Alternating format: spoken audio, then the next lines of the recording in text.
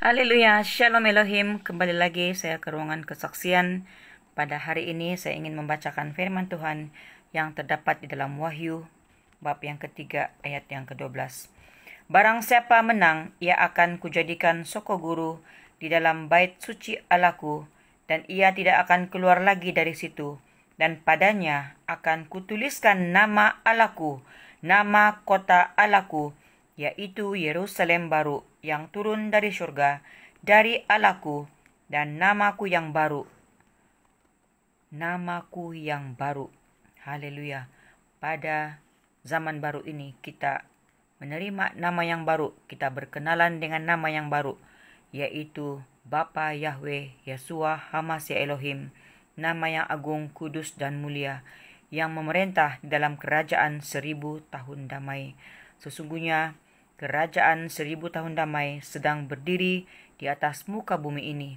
Maka Allah Bapa di surga sendiri turun ke dalam dunia ini, memakai hamba-hamba yang berkenan, hamba-hamba ilahi yang diperkenankannya, yang tidak dapat dimengerti oleh akal logika manusia, yang ditolak oleh manusia.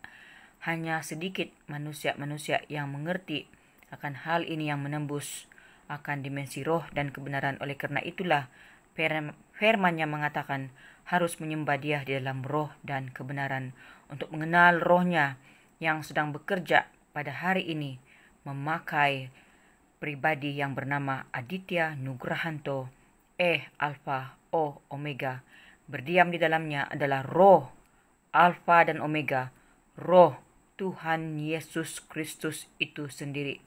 Dan firman Tuhan di dalam Yesaya 62 ayat yang kedua mengatakan, maka bangsa-bangsa akan melihat kebenaranmu, dan semua raja akan melihat kemuliaanmu, dan orang akan menyebut engkau dengan nama baru yang akan ditentukan oleh Tuhan sendiri.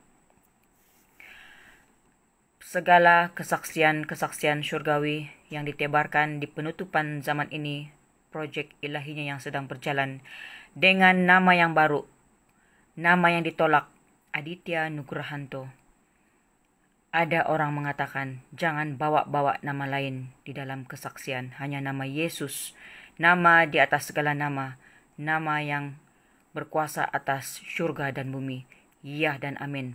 Para saksi surganya tidak pernah menolak atau menidakkan nama Tuhan Yesus Kristus. Malah para saksi surganya, mempelainya yang indah, cantik hatinya, yaitu Ibunda Faye, membawa nama Yesus, menegakkan nama Yesus, tetapi ia membawa kitab gulungan rahasia ini yang telah dimeteraikan sejak zaman berzaman, dan ia telah membuka rahasia kitab yang termeterai itu bersama dengan Pangeran Ilahi Pak Aditya Nugrahanto.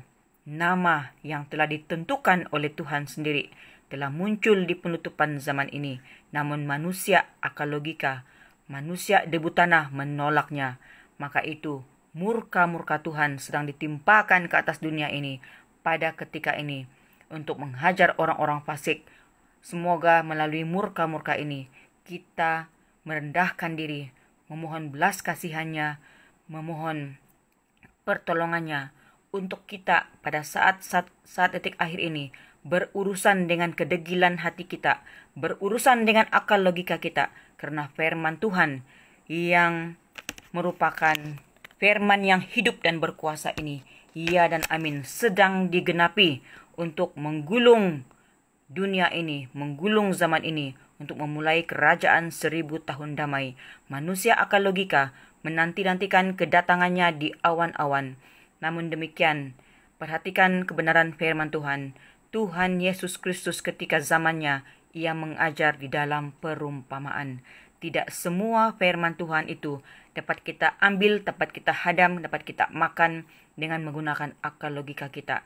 Namun demikian, firman Tuhan sering ditafsirkan oleh Tuhan sendiri, oleh Yesus sendiri, di dalam dimensi roh dan kebenaran.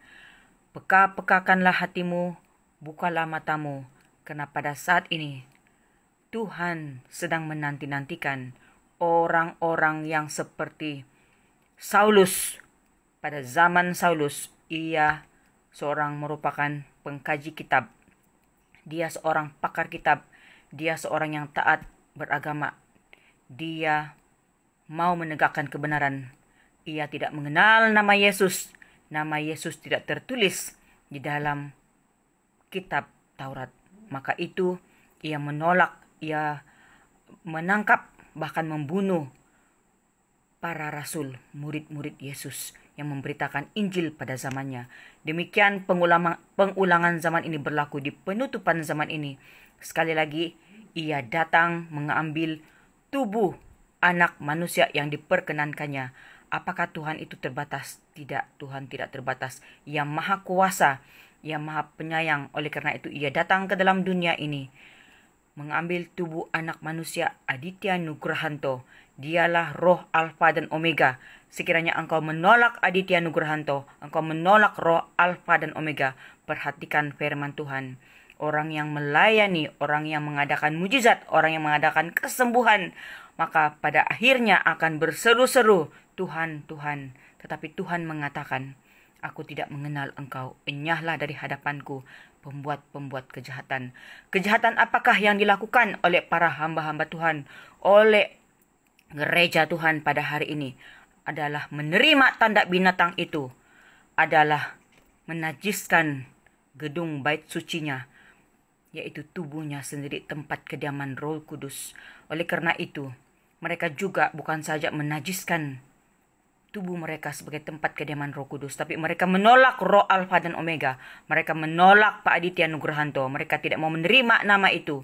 Padahal itu adalah nama yang dirahasiakan sejak zaman berzaman. Dan firman Tuhan telah menuliskannya, yang ditentukan oleh Tuhan sendiri.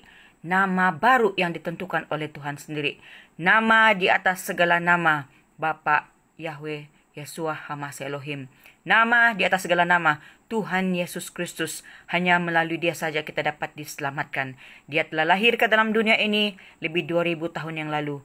Pada ketika ini, dia datang ke dalam dunia ini. Nilaikanlah zaman ini, bahwasanya ini adalah masa-masa penghakiman. Ini adalah masa-masa murka-murkanya ditimpakan dari kota per kota. Dengarkanlah, janganlah engkau manusia debu tanah mabuk dengan anggur hawa nafsu. Janganlah engkau mencintai dunia ini. Lebih baiklah engkau gila-gila kepada Tuhan, mencari kebenaran di penutupan zaman ini, daripada engkau gila-gila untuk menyambut Natal, gila-gila untuk merayakan Natal, menghabiskan uang ringgitmu, tetapi engkau tidak memperhatikan orang yang miskin, orang yang susah, orang yang tidak punya makan minum. Oleh karena itu, pekah-pekahkanlah matamu, telingamu, hatimu, jiwamu, pikiranmu pada saat ini. Bukan yang kelihatan yang terpenting, tapi yang tak kelihatan, yaitu jiwamu, yaitu rohmu.